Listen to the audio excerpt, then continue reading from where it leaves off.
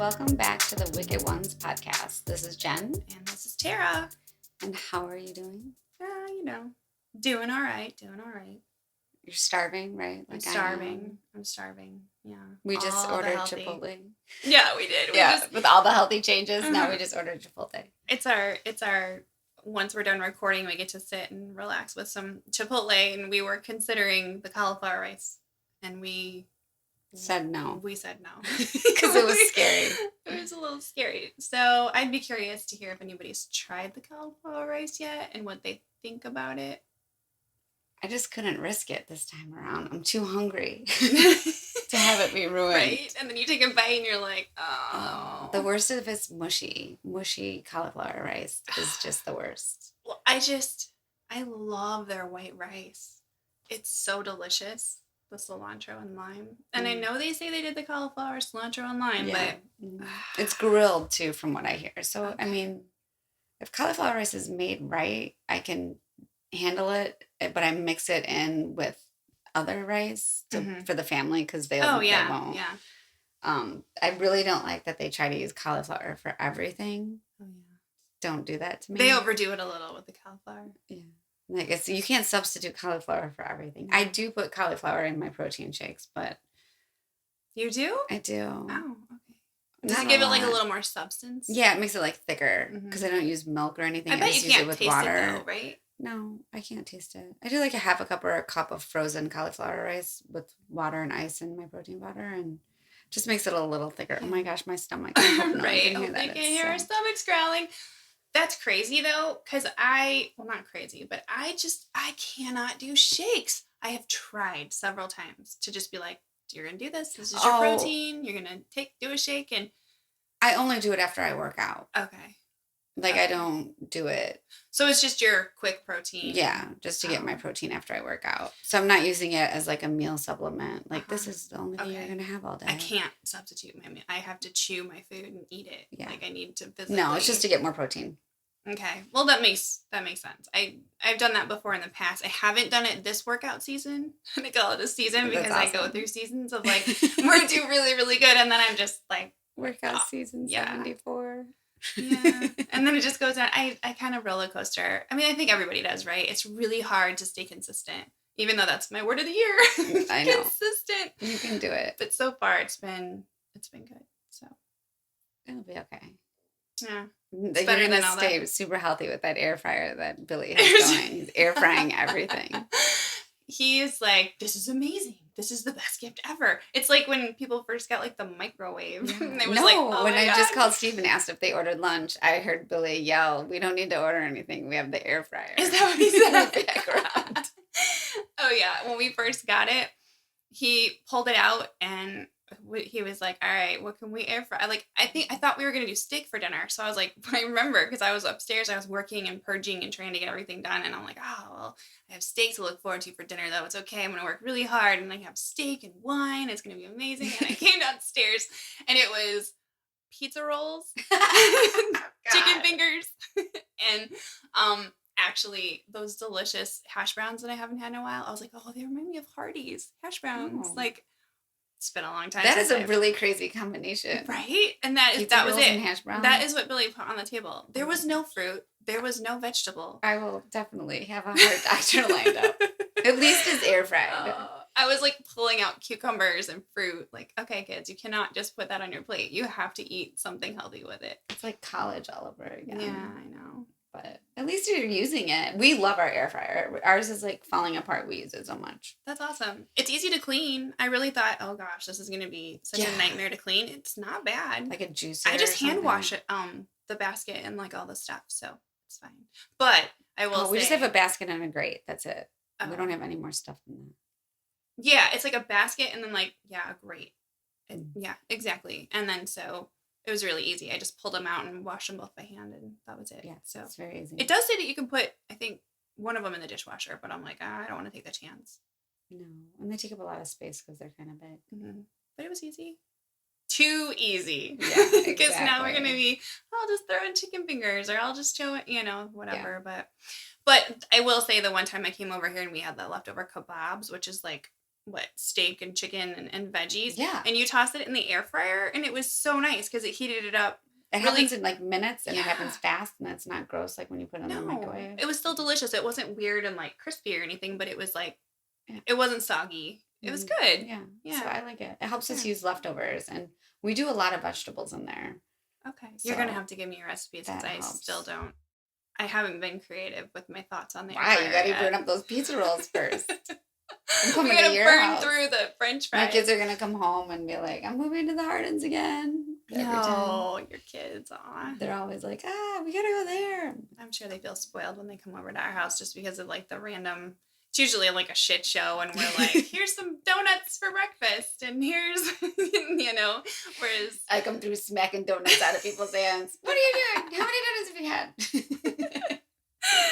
This is true, yeah. But this is what I need you to do to me. I need you to like come smack food out of my hand and be like, stop it, Tara. Well, the season of love is coming, and you're gonna get all kinds of candy because I'm sure your mom's gonna. Yeah. I don't have much for Valentine's Day, I will tell you. Our Christmas tree's still up. I gotta take that down. So we'll get there. We'll get there. Baby steps. Consistency. But since we are talking about the season of love, I thought it was only natural to pick a case that had to do with sweethearts and things going wrong. We have a case of fatal obsession today for you. And something that I think is really important to talk about, too, teen violence and abusive relationships. I don't feel like that's talked about enough. Definitely not. Something else that would be good to bring awareness to for sure. It's definitely a big fear of mine as the kids get older. A topic that I don't think it's discussed enough. I think that we all think that wouldn't happen to us, that wouldn't happen to our family, we've got this under control, or you feel like you have a great relationship with your kids and they're telling you everything. But I just think it's one of those things too where kids go through different phases and school's hard and they're at school a lot more than they are at home and they have their friends influencing them, and I think it's sometimes hard to know what's going on. Those relationships, I think teen relationships like that, when they're dating, I think they go sideways fast because they're so intense. Right. It's that puppy love. They're all of a sudden spending all that time. All these with emotions they don't know how to handle. Yeah. But It's there's also, as you get older, I was terrible at relationships. There's no joke. And my one boy, stalker, Yeah. I was a teen. I was yeah. stupid. I had no one telling me that that's not normal. Like, Right. so I think you're right. I don't think it's talked about enough. And I also think that what happens too in those teen relationships where your best friend gets mad at you because you went out with your boyfriend or you hung out with your boyfriend instead of her, and then she's not talking to you, so you don't have anyone but your boyfriend. And there's these weird circles that happen as a teen, and you just want to fit in and you need something and someone in it. Well, and I think too, for me, I just remember it feeling awkward to be in a relationship. It felt awkward to have a boyfriend. And I had to push through those feelings because it just wasn't natural for me. It wasn't natural for me to have somebody hold my hand or try to carry a bag or try to lean in for a kiss. I was like, I just had like alarm bells going off in my head like this. I don't do this. This is not me. So I had to kind of push through a lot of those negative emotions at first to tell myself like it's okay, you can have a relationship with somebody else, you can be with, I don't know, it's just I just remember having all of those things, and I don't know that that's a norm. I don't know that everybody goes through that. I feel like they don't, but no, but I think there's also the other side of it where someone who's super needy, they can't live without that person holding their hand, or they need that. So I think there's both sides, but if letting our teens know where the healthy part of it lies, I think it's important. Absolutely. And I think Emma Walker, the girl that I'm going to tell you about today, I think her mom would agree. I know that she would want people to learn from this and to, hopefully realize the signs of teen violence and abuse. So let's talk about it. Today I'm going to tell you the story of Emma Walker and Riley Gull. And I'm going to start with Emma. She was described by friends and family as being incredibly kind, well-rounded, driven, and compassionate. She loved helping people and animals. It's kind of like our girls. we all remember, being juniors and seniors in high school, looking forward to college and what we would study or major in. And Emma loved the idea of becoming either a vet or a NICU nurse, but her parents said that she was gravitating more towards working in the NICU and going to school to study medicine, which is just cool because we talk about that too, right? Where it's knowing what your calling is or what you want to do is sometimes rare. Usually you're going into college not knowing what the hell's next. No, it's hard to know that at a young age. It really is. Her mother described her as a leader, not a follower, and that she was a well-rounded individual with many friends, and she was well-liked. She told WATE 6 ABC News, and I quote, "Her daughter's legacy wasn't how she died, but how she lived." So enter Riley when Emma was just 14. She was a cheerleader and sophomore at Central High School in Knoxville, Tennessee, when she started seeing a football player named Riley Gull. He was two years older than she was. Looking back at photos of the two, they seemed like such a fun-loving couple, and one I'm sure you can picture, right? The bright-eyed blonde cheerleader in her cute red and white uniform with her high ponytail, standing next to her football player boyfriend. I mean, it's not, I want to say it's almost like cliche. It's in a lot of the movies. I was like, I'm going to throw up. Right? So, both of them had huge smiles, arms around one another. I mean, you would never imagine that behind the sweet, silly selfies and the loving comments that you saw on Facebook, that the relationship wasn't even close to perfect. And again, this brings me to Facebook, right? Because I went through and I was looking at pictures of them. And I think it's important to realize, again, that Facebook only shows us the highlight reel. It's another important topic that I'm not going to dive into, but everything is not always as fantastic and wonderful as it seems, right? There's good things happening that people post about and celebrate, but it's still a highlight. You don't see bad days. People don't usually air their dirty laundry on social media. I mean, some do. What year did this happen? But that's another thing entirely. This happened in 2016. Mm-hmm. Well, and I think this goes along to I'm old, but when I feel like teens now more than ever have to portray themselves as being perfect. I would agree with that, yeah. So... Well, there's all these influencers and social media, and I want to be a YouTube person, and I want to do Instagram, and I want to make everything look perfect. My wardrobe, my face, my hair, my clothes, my home, my everything. And it's like, that has to be exhausting. Right. Well, didn't I tell you about how Instagrammers were renting out the inside of a plane? Or you could buy... No. I didn't tell you about this? No. You can buy a plane prop to make it look... My stomach is growling. I heard that one. To make it look like you are on a private plane. It's a prop. Like, you could put it up in your basement with lights, and you could take a picture on it, and it makes it look like you're on a private plane. That's so how you're far pretending these people, to be on a private plane? But most of it is pretend. Most of it is pretend. I mean, most of it's not real. How cheesy is that when somebody is saying, "Oh, just a little flight to wherever," and they're in their basement? Right there. But I mean, that's how desperate would ruin these generations are. And maybe it's... I shouldn't say that. Maybe, I mean, some of these people that I see on social media are our age, and they're TikToking and doing all these things. Yeah. I don't know.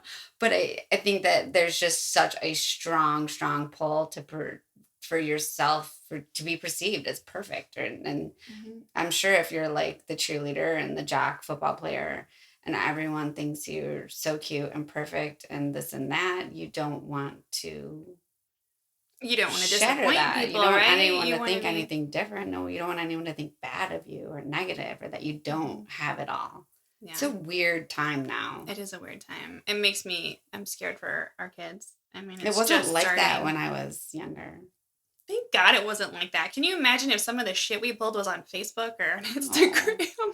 But even some of the stuff that Stella says, just the things that they put value on, and I try to listen to her because I don't want to disregard her feelings, but it's really hard not just to be like, that's stupid. Yeah. That doesn't mean anything. That's not... I know you think it's valuable, and I know you think it's important right now, but really... In the grand scheme of things, you're going to realize that that's not important. But again, it goes back to the whole, right? Like every little thing that they're upset about and having their whole world's imploding over something that we're both kind of like, really?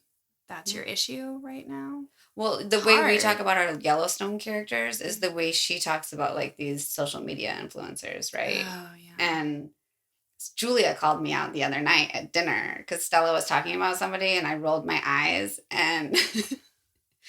Julia's like, you and Dad are always talking about this show that you watch and blah, blah, blah, blah. And when you guys talk about something, you're super passionate and we don't make fun of you and we don't say that it's stupid. But when we talk about, our people, you just roll your eyes. And I'm like, that's right. Now shut up and eat your healthy meal. I know. And don't talk about the zucchini. But so, Yeah, no, I get it. So months of on again and off again fighting, not so pleasant texts and Snapchats, fights in front of friends. Riley just didn't treat Emma the way that you would want someone to treat your friend, your sister, or your daughter. Alarm bells started going off for everyone around her, especially her parents. Riley started to become possessive and controlling, and the Walkers noticed that their sweet, happy little girl just wasn't the same. And I remember actually watching an interview with her parents, and they had mentioned that when they first met him, they liked him. He was a sweet kid, and he came over, and there was always do. They can sell themselves. They can. I mean, every time. Her parents tried several different things to try and help Emma to see that, however, that this relationship wasn't healthy. And I'm sure it wasn't easy, right? With teens, sometimes the more you try to control them, the more they push back. They took away her phone at one point, but then Riley bought her an iPod Touch so they could still text. Her parents tried talking to the Gulls before his high school graduation as well, because they saw the signs and they reached out for help. But the Gulls didn't really take, the concerns seriously because Emma had started lying to them. She started sneaking out. Riley would sneak in, and she was just starting to isolate herself from her loved ones, and they didn't like that. So, I mean, I don't know. Maybe so he was raised by his mom and grandparents. They may not have been seeing the same things that they were seeing. They were like, don't want to say no. Or they don't. I mean, I didn't really get their side of the story. Mm-hmm. So, but when Riley started college at Maryville, playing football there, it seemed to give Emma a little bit of breathing room. She finally, after several attempts, broke it off with Riley for good. Now, this could have been attributed to her seeing photos of him with other girls at college, maybe figuring, if he's not going to take it seriously, then I don't have to either. And now this is finally a good way for me to say, we're done. Mm-hmm.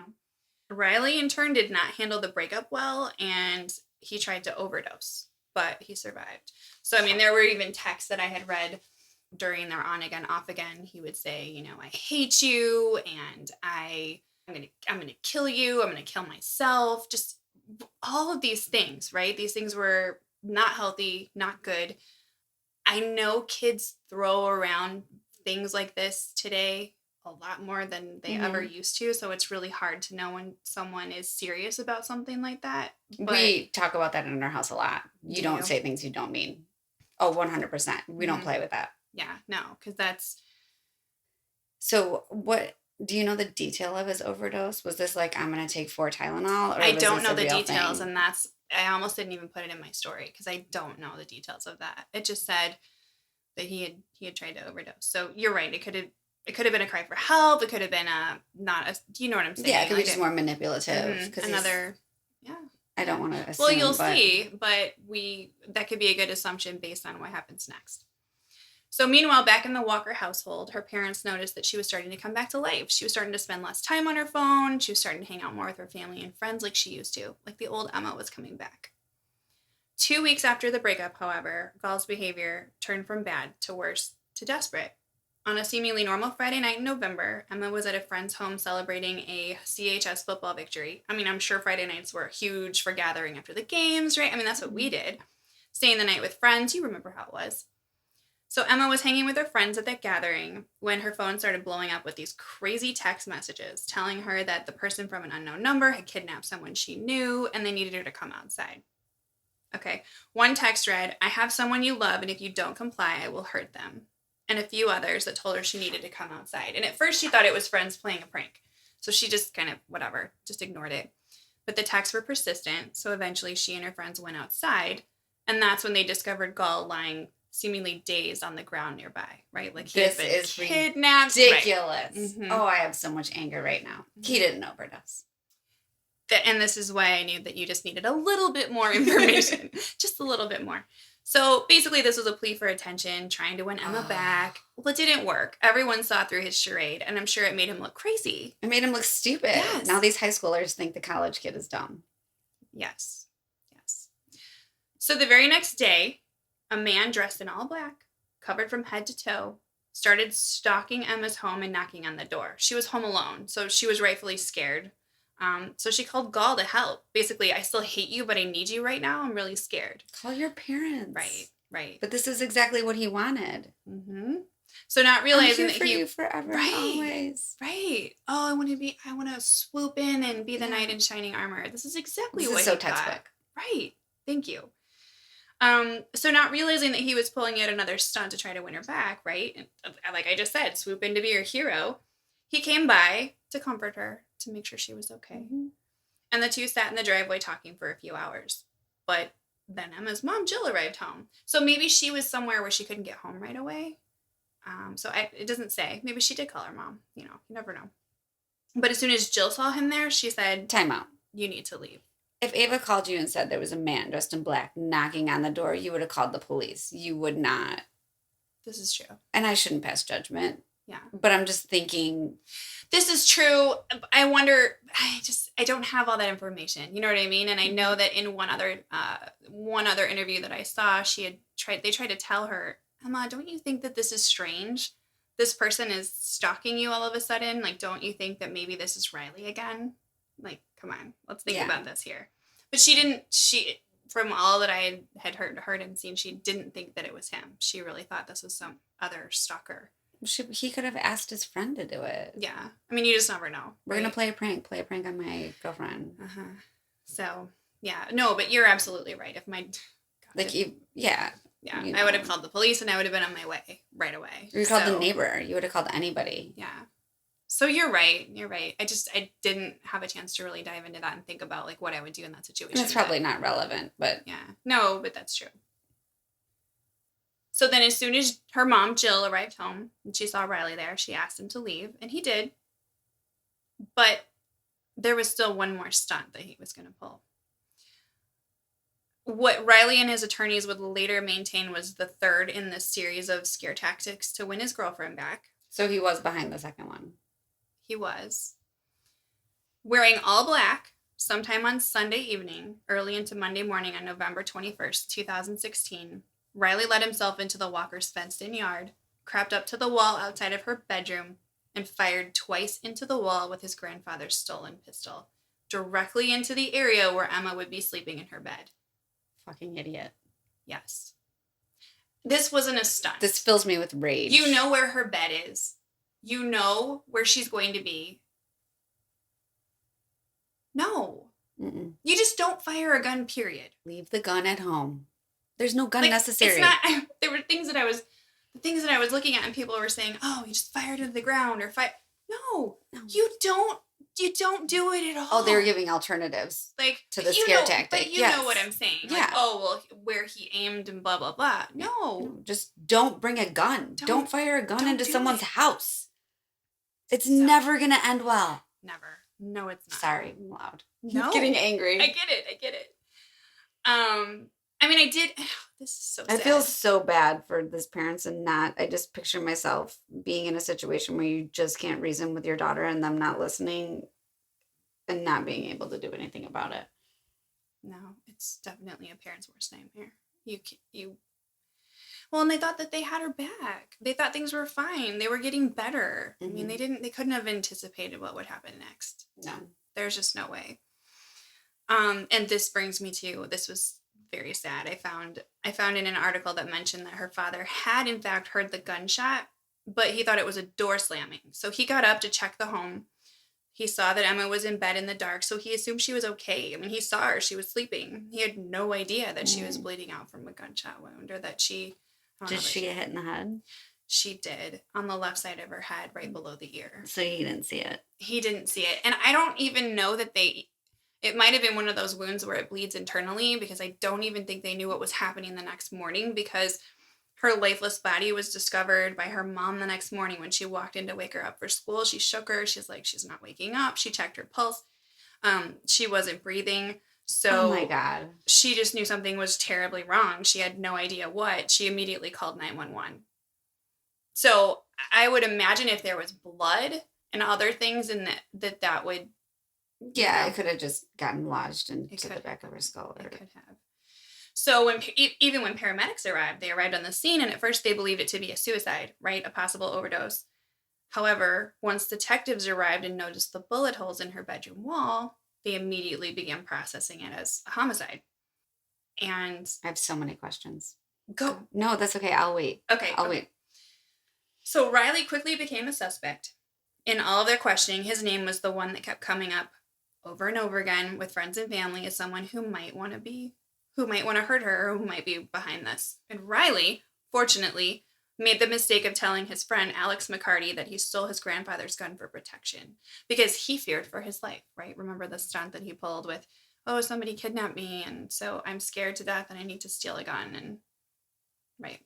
Once all the events were unfolding, and he started then frantically texting his two friends, Alex McCarty and Noah Walton, telling them that he was going to get rid of this gun, right? And they tried to reason with him. I know that I've watched so many different things and things that I didn't put in my actual story here, but they tried to reason with him and ask him why, like, why would you even need to get rid of this gun if you had nothing to do with it? You know, that type of thing. Like, why do you need to go through all that trouble? Why don't you just tell them what happened, tell your grandfather, they can take the gun and they can realize that it wasn't you. That you have. So he said he told them earlier on he took the gun before it happened. Then the incident happened, and then he was under. And then he was like, "Oh, now I need to investigation." Yeah. And then he says he needs to get rid of the gun just in case. Just in case, yeah. He doesn't want to go down for something he didn't do. He kept saying over and over, "Well, I don't want to go down for something that I didn't do." Mm-hmm. And right then, they knew that he was guilty. I mean, it doesn't take a rocket scientist. No. So after he shot the bullets into her room, shot the gun, did he text her or something? Like, was he trying to scare her or was he trying to kill her? I mean, is there any indication? There is no indication. So he didn't text her? It doesn't say. It doesn't say whether there was a text or a... Right, because, okay. Yeah. So maybe if he didn't intend to kill her... He probably didn't get a response out of the room after it happened. Again, I'm assuming. Yeah. And was like, oh shit. Because if you shoot a gun into someone's room and it doesn't hit them, they're probably going to jump up and scream, something's going to happen. Right. Right? He was probably waiting. Yeah. He was probably waiting for her to have a reaction or contact him the next morning or something. Something to happen. I mean, but if someone shoots a freaking bullet in my bedroom and it doesn't hit me, the lights are going to come on. Something's going to happen. He had to have known something was wrong. Something happened. Yeah. Well, and he knows he knows her room's layout.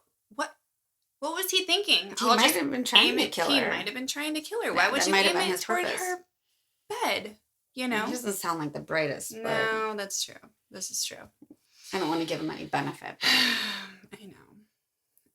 So I really have to commend Alex and Noah because they knew that if he disposed of the murder weapon, that he could possibly get away with this. And they didn't want that to happen. So they went to the police and they asked if they could help, which is awesome. They're amazing people. Good job. Good job, guys. Without regard for their own safety, they set up a time to get together with Riley while wearing wires. And they had a camera set up in their home where they would be playing video games, talking, trying to make everything seem normal, just like, any other hangout. And it was during this get-together that Riley asked the boys to go back to the police and tell them they were either drunk or high when they had told them about the gun, because they gave a statement to the police about this gun. And the boys agreed. They told him they were really sorry. They didn't mean to get him into trouble. They didn't think it was a big deal probably at the time because they thought, oh, well, you can just bring in the gun and they can test it and they can see that it wasn't him. And that's when Riley asked them to go with him to a place called The Bluffs, a wooded area by the Tennessee River where the locals often went to drink and hang out. So this is like an area where he wanted to go toss the gun into the water to get rid of it. So they hopped in the car.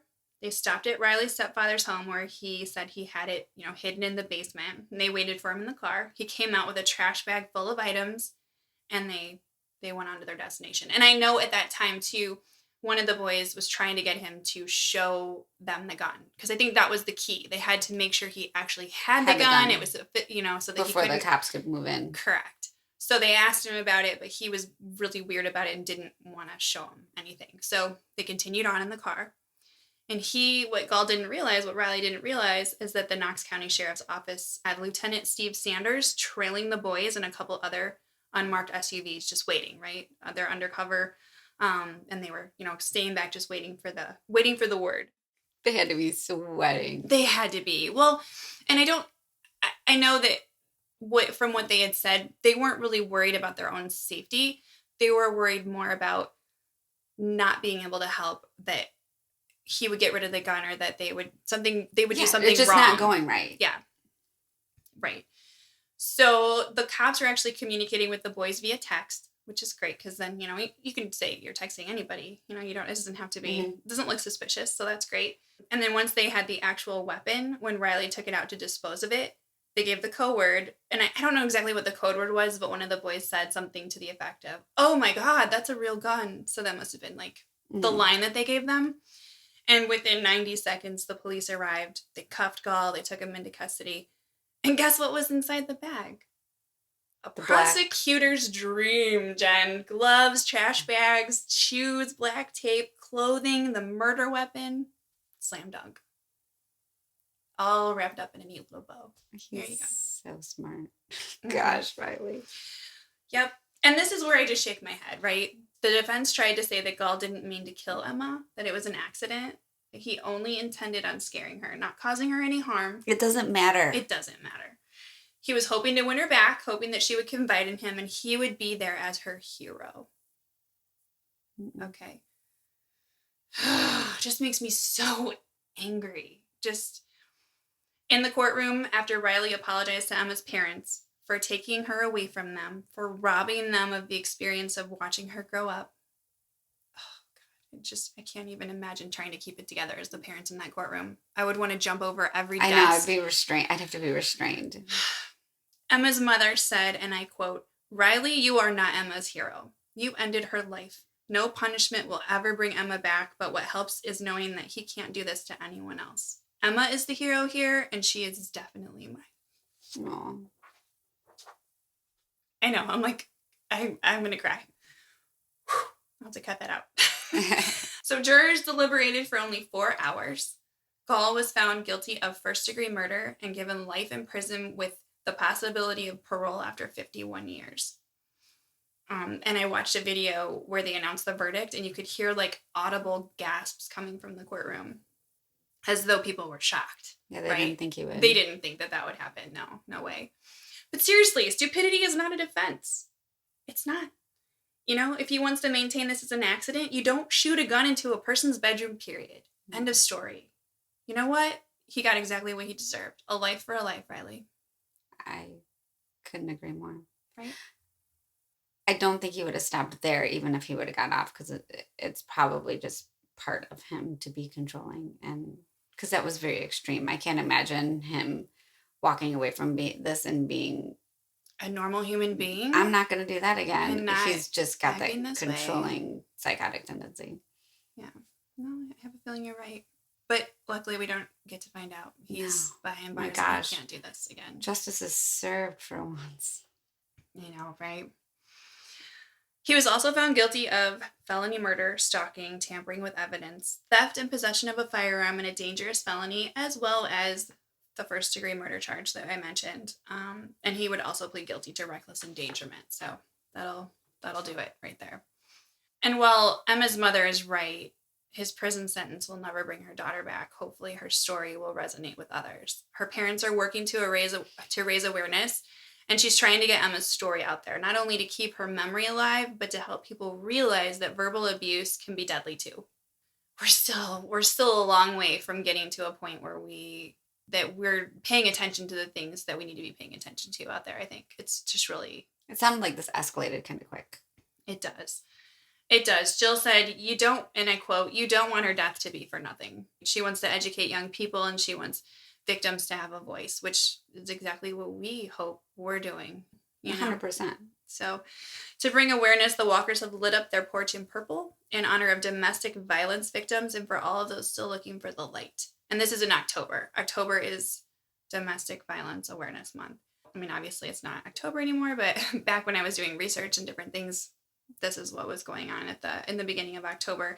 And it's a campaign known as Marcy's Law for Tennessee in their month of October. And it's an initiative to support and honor victims and survivors of domestic violence. I didn't know that. Did you know that about that? Yeah, it's like a whole thing. It's like hashtag Light Your Porch Purple campaign. So I kind of want to. I knew purple was for domestic violence, but I didn't know that like Mm-hmm. there was like a movement about porches. So you can in October you can get your purple lights in your around your house. You can replace those and put that on your porch, and that's what that means. So I did not know that prior to this. But I can only imagine how hard it will be in the future, right? To just help our kids navigate through relationships and finding a healthy balance and space and letting them be themselves and set boundaries. And there's so many things, right? Because you're like, oh, but I got to do this. But then I'm taking away from them being an individual. But then I'm a helicopter mom. But now I need to, right? There is no balance. I feel like we're always walking a fine line. It's crazy. So Stella says, Mom, you always want to know everything. It's not a bad thing. And I'm like, and I do. Yeah. But at least, she'll care. She'll realize that as she's getting older. She'll realize that you care. She'll get it. We can, that's all we can do. We can tell them about like what makes a relationship healthy versus unhealthy so they can start to think about these things. I mean, I read that 1 in 5 high school girls that have been on a date become physically or sexually abused. And even when that isn't the issue, there are other risks. I mean, that's high. 1 in 5? That's really high. I thought it was like 1 in 3. Or 1 in 3 women. Well, I guess it's different. 1 in 3 women have been sexually assaulted at some point in their life. Gotcha. Probably for one, but this is for teens. This is for teens and dating violence. Yeah. But I just think it's so important to keep developing an open and honest, relationship and communication. And for now, I really love the Mom and Me journals. So thank you for that recommendation because I really like it. Do you guys still use it? We don't use it. We do here and there. I mean, it's off and on. I even got one for Chase. So we go in spurts. Sometimes we'll go like a whole week or 2 where we're writing in it every single night. And then we'll go like a month where we forgot about it and, and we've gotten out of sync. But I feel like it's good because it's a great way for me to learn more about what the kids are thinking and for them to learn tidbits about my life that maybe they didn't know because I'm prompted to answer a question or to do whatever. It's pretty cool. So I do recommend those. And remember when I had mentioned that Emma wanted to be a NICU nurse? In my research, I found an article in the Knox News where they had named a room at the East Tennessee Children's Hospital NICU in her honor. Aww. Yep. And they did that on March 20th, 2017, which would have been her 17th birthday. Aww. So I thought that was really sweet. She's such a baby. She was, and I'll have to show you some pictures. She was such a cute girl. I mean, they had these videos of her dancing and doing all these fun things with her friends, and it was hard. It was hard to get through some of this stuff. You can't help but think of your own kids and your own, people in your life. It's just, but if you or your loved one is in a relationship like this one that I just shared, controlling behavior, keeping them away from family and friends, physical or emotional abuse, threatening behavior, or stalking, anything like this, there are local resources. One such number that I found was 1-800-799-SAFE. So you can go there and you can get addresses and phone numbers of local resources in your community. But at the high school level, I imagine your parents or school counselors would be a really great place to start, or just another adult that you trust, that you talk to about these things. Well, and I mean, the teens these days, they have access to internet. I mean, you can Google just about anything. You can. I'm sure there's another. We could probably post something on our website under the story. A link or something in case you're looking for a link and you don't want to actually pick up the phone and call. I know that's harder for teens to do. Sometimes it's hard for me to do. I'm so used to just being able to do everything with like a chat room or a click of a button. I'm like, oh, I gotta call an actual human being, right? Well, because you can text and keep moving. Mm-hmm. Yeah. You don't have to stop and wait for a response. I'm sure we can share some stuff. They might even have like something you could text these days for help or recommendation. I mean, they have so much stuff. Oh yeah. Back when I was actually researching this story, because I'll admit that we have been working on this podcast for a really long time, and this was going to be my story last February. So we recorded. Yeah, we had recorded. We just never used it, and we were still trying to find. COVID hit. Yeah. Everything fell apart. Yeah, but we got it back together. We did. Yeah, we did. So, I mean, some things have happened, and I think now more than ever, people are doing like the online counseling. I hear a lot about it. Yeah. I hear it's great. And you can stay in the comfort of your own home. You don't have to go to an office. You can talk to someone. I mean, I think that's just making things more accessible, and talking to someone is never a bad thing. I could think of a lot of things to talk about with a counselor, or I have a lot of, I could make a list. Oh, yeah. I could make lists. There's Yeah. always room for improvement, right? Oh, yeah. And I've been in therapy several times. Yeah. So we all have stories. Do we have a flip the script? Let's think long and hard here. Do you do anything to celebrate Valentine's? I know we talked a little bit about, decorating and how Stella loves to do that, but do you guys do anything as a family? We've done like the heart-shaped pizza before. It kind of depends on the night whether everyone's going to be home or not.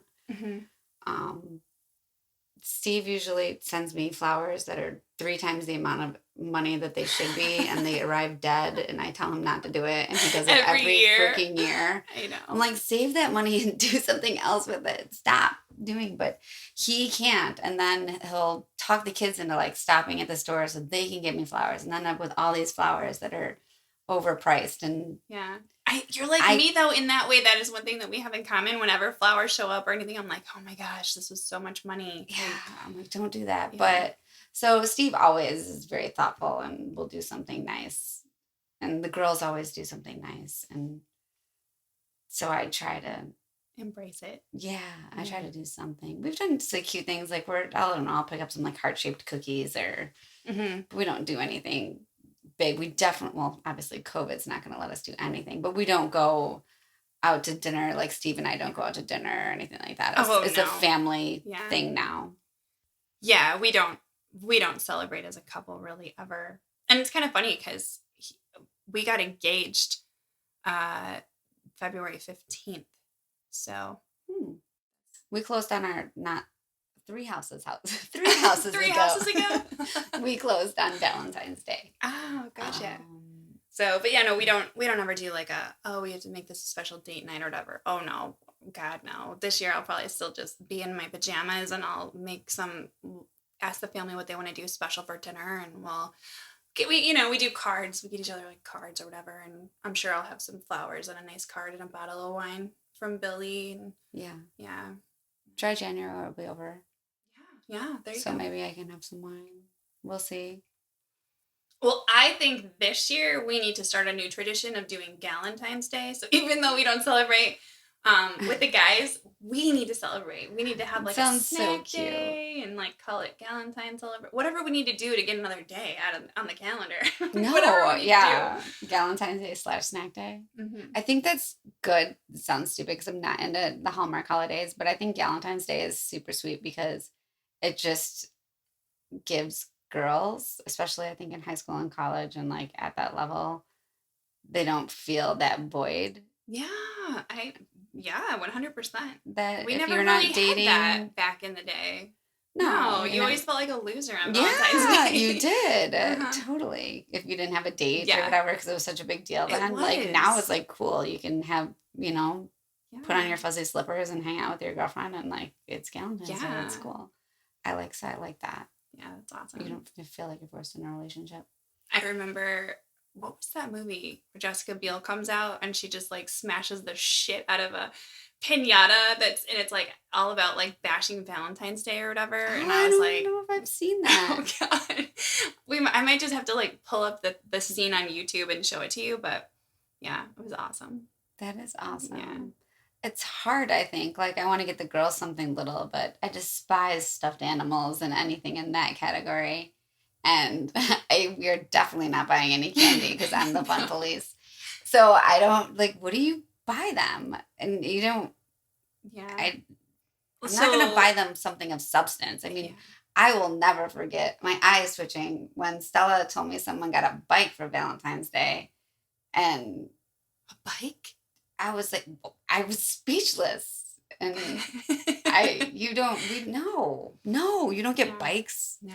You get bikes for Christmas. I think what I did last year, if I'm remembering correctly, is I think I got Ava a Starbucks gift card and Chase like a Chipotle gift card because that's like their favorite places, and it was like maybe $10, in a little card, so that and then I told them that we could do like a girls' day and a boys' day. Obviously, we're not going out and doing any of that stuff right now with COVID, but that we could like have a special time together or whatever. And me, I'm like I'm all into all this stuff too. So one year I printed out like coupons, like you could turn this in for like a free pass on whatever, or Oh you yeah, get I to did pick coupons movie before, night and or then they try to whatever. redeem it. I'm like, today's not a good day.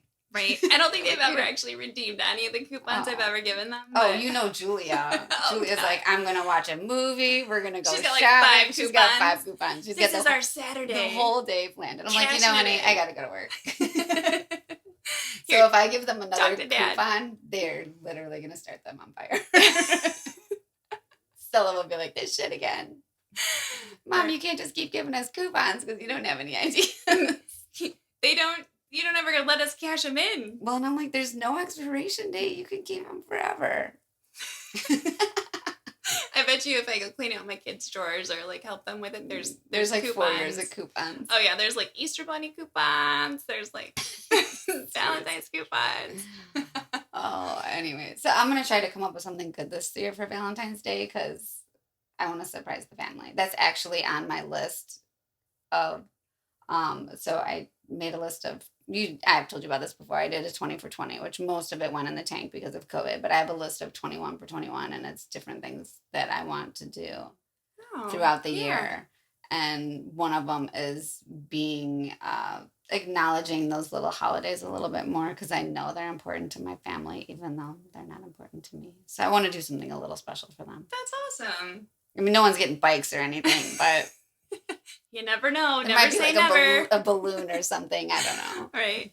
Because everything like you said, everything we say we're not going to do, we've ended up doing this year. So it's okay. It's okay. But all right, yeah. Well, Chipotle should be here. I'm starving. So let's wrap this up. We love you guys. We'll see you next time. yeah, and happy Valentine's Day. Yeah. Oh gosh. Happy Valentine's Day. All right. Bye. Bye.